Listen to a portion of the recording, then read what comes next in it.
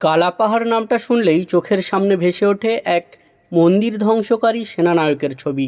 বাংলা ও ওড়িশার বহু মন্দির ও বিগ্রহ ধ্বংসের সঙ্গে তার নাম জড়িয়ে রয়েছে, কিন্তু প্রচলিত কাহিনীতে বলা হয় তিনি ছিলেন একজন ধর্মনিষ্ঠ হিন্দু ব্রাহ্মণ এবং নিয়মিত বিষ্ণু পূজা করতেন। তাহলে কিভাবে তিনি নায়ক থেকে হয়ে উঠলেন খলনায়ক?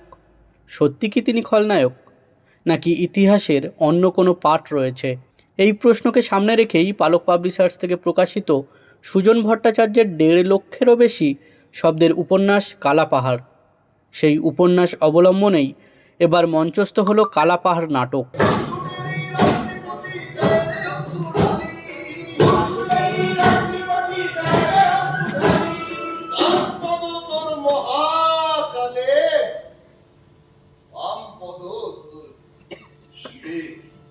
সমকালীন সংস্কৃতি নাট্যদল ও দলের নির্দেশক সুদীপ্ত সরকারের উদ্যোগে নাটকটির 2য় প্রদর্শনী সম্প্রতি অনুষ্ঠিত হয় মধুসূদন মঞ্চে। নাটক দেখতে ভিড় জমিয়েছিলেন বহু দর্শক।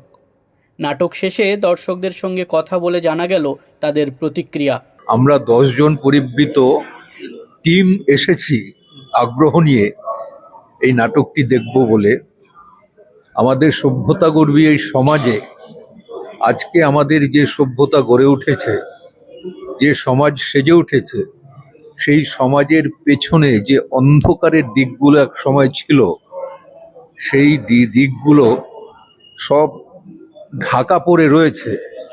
কিন্তু আজকে কালাপাহাড় দেখিয়ে দিল যে সম্প্রীতির একটা বাতাবরণ, সবসময় দাপট, সবসময় সেই অগ্রাধিকার, দাসত্ব বা প্রভুত্ববাদ চলবে না। সম্প্রীতি নিয়েই মানুষকে বেঁচে থাকতে হবে। আর এই সম্প্রীতির মধ্য দিয়েই ভারতের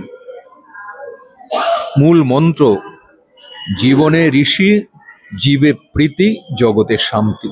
এই শান্তির বাতাবরণই কালাপাহাড় দেখিয়ে দিল। এক কথায় বলতে গেলে স্পেল বাউন্ড, মানে ইতিহাসের পাতা থেকে উঠে আসা একটা গল্প, একটা নাটক। লেখক যেরকম সুন্দরভাবে লিখেছেন এবং যেভাবে মঞ্চস্থ হয়েছে এবং যেভাবে অভিনেতা অভিনেত্রীরা অভিনয় করেছেন, পুরো ব্যাপারটা আমরা যারা দর্শক ছিলাম মানে মানে একটা কথা বলার জায়গা ছিল না। স্পেশালি ইন্টারমিশনের পর, মানে পরের অধ্যায়টা তো মানে অসম্ভব ভালো, একটা অসম্ভব মানে পর্যায়ে চলে গেছিল, যেখানে যেন আমরাও চলে গেছিলাম ওই শতাব্দীতে। পাশাপাশি কথা বলা হয়েছে উপন্যাসের লেখক সুজন ভট্টাচার্যের সঙ্গেও।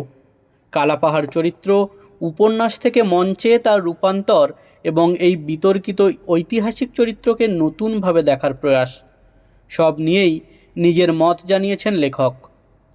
উপন্যাস মানে সাহিত্যকর্ম এবং নাটক দুটোর তো সম্পূর্ণ আলাদা মাধ্যম, ফলে অবশ্যই একটা ভালো লাগা। যেরকম একটা কাজ এত খেটে খুঁটে করেছিলাম, লিখেছিলাম এত বছর ধরে, সেটি যখন মঞ্চস্থ হয় এবং দর্শক যখন তাকে সমাদৃত করেন। কিন্তু একটা জিনিস পরিষ্কার, সেটা হচ্ছে যে আমি কিন্তু কালাপাহাড়ের জীবনী লিখিনি। আমি লিখেছিলাম ভারতবর্ষের একটা উত্তাল সময়, বিক্ষুব্ধ সময়, সেই সময়টাকে ধরবার চেষ্টা করেছিলাম। তো একটা নাটকে অতগুলো পর্যায়ে আনা সম্ভবই না।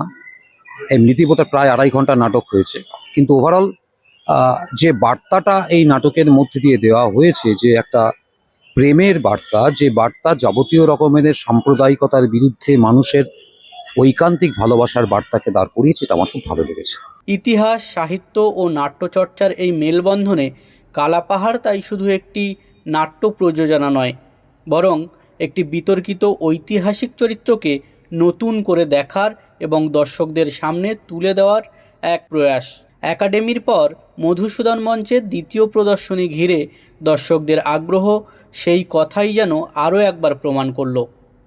অভিনয় হিসাবে খুবই ভালো হয়েছে। এর যে ঐতিহাসিক প্রেক্ষাপট, তার সঙ্গে কিছু মানে পরিবর্তন আনা হয়েছে, যে পরিবর্তনটা খুবই মানে আজকের দিনের পক্ষে খুব প্রাসঙ্গিক। সেই জায়গায় দাঁড়িয়ে আমাদের যে সম্প্রীতির ব্যাপার, সংহতির যে ব্যাপার, সেই জায়গাটাকে এই কালাপাহাড়ের মধ্য দিয়ে তুলে ধরার চেষ্টা করেছে। ভালো প্রয়াস, ভালো লেগেছে। কালাপাহাড় দেখে আমার ইতিহাসটাকে জানার যে নতুন প্রজন্ম এই ইতিহাসটা সম্বন্ধে অনেকেই এখন তো অতটা দেখেনি বা অতটা পড়াশোনা, বই পড়ার যে প্রবণতাটা তো এখন অনেক কমে গিয়েছে, বা ইতিহাসটা জানার এই নাটকের মাধ্যমে ইতিহাসটা নতুন প্রজন্মের কাছে প্রকাশ পেল। ভালোই লেগেছে আমার নাটকটা দেখে।